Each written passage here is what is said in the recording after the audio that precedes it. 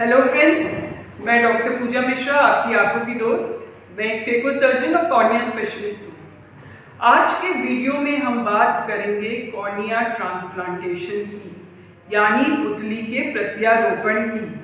Cornea transplantation क्या होता है, कॉर्निया ट्रांसप्लांटेशन किन को कराना चाहिए और कॉर्निया ट्रांसप्लांटेशन के बाद हमें क्या क्या प्रिकॉशन लेना चाहिए।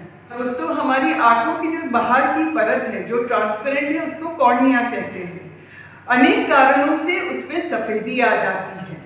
अगर एक बार कॉर्निया में सफ़ेदी आ गई तो वो नहीं जाती है। तो बहुत सारे लोगों में देखा गया कि कॉर्निया में सफ़ेदी आने के कारण उनका विजन काफ़ी कम हो जाता है। जो एक हाथ दूरी की चीज़ें भी वो नहीं देख पाते, वो सिर्फ रोशनी देख पाते हैं। बाकी आंखों के सामने अगर आप हाथ भी हिलाए तो वो नहीं देख पाते। इसके कारण उनकी जो क्वालिटी ऑफ लाइफ है बहुत ख़राब हो जाती है।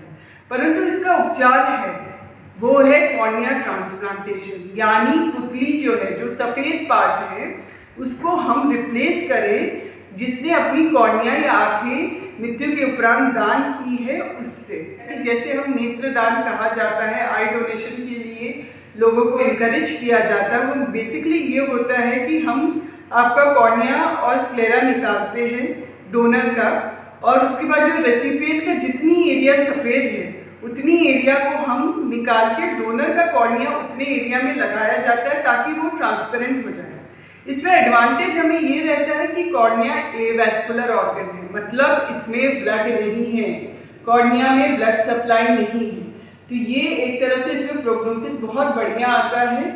और जो रेसिपिएंट है, अगर डोनर का सेल काउंट अच्छा है तो रेसिपिएंट उसको अच्छे से एक्सेप्ट कर लेता है और उसकी क्वालिटी ऑफ लाइफ इम्प्रूव करती है। ट्रांसप्लांटेशन काफ़ी प्रकार के होते हैं।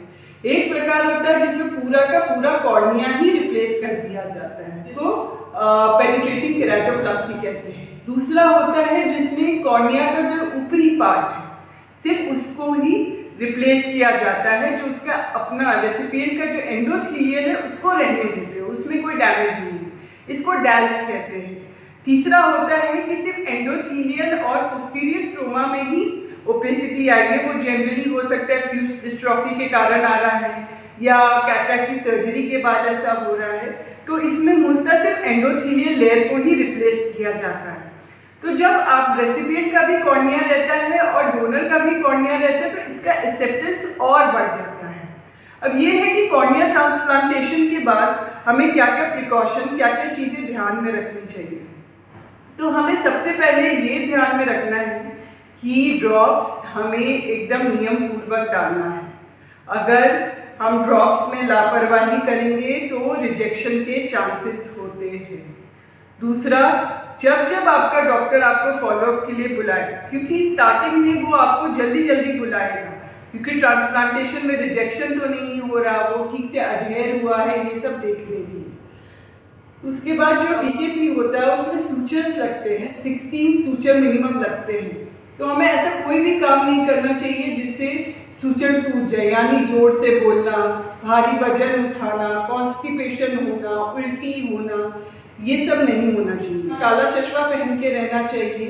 ये देखना चाहिए कि आंखों में पानी नहीं डाले, गाय, जानवर और बच्चों से दूर रहे, ज़्यादा भीड़ भाड़ वाले एरिया को अवॉइड करें, क्योंकि वो आपको सेंसिटिव आई है, उसको थोड़ा सा भी ट्रॉमा होगा तो रिजेक्शन के चांसेस बढ़ जाते हैं।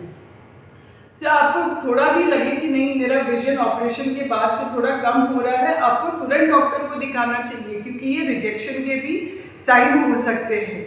या आपको आंखों में अत्यधिक पानी आने लगे, आंखों से कीचड़ आने लगे, तब आपको दिखाना चाहिए डॉक्टर से। सो आई होप फ्रेंड, इसमें आपको समझ में आया हो कि आई डोनेशन कितना इम्पॉर्टेंट है।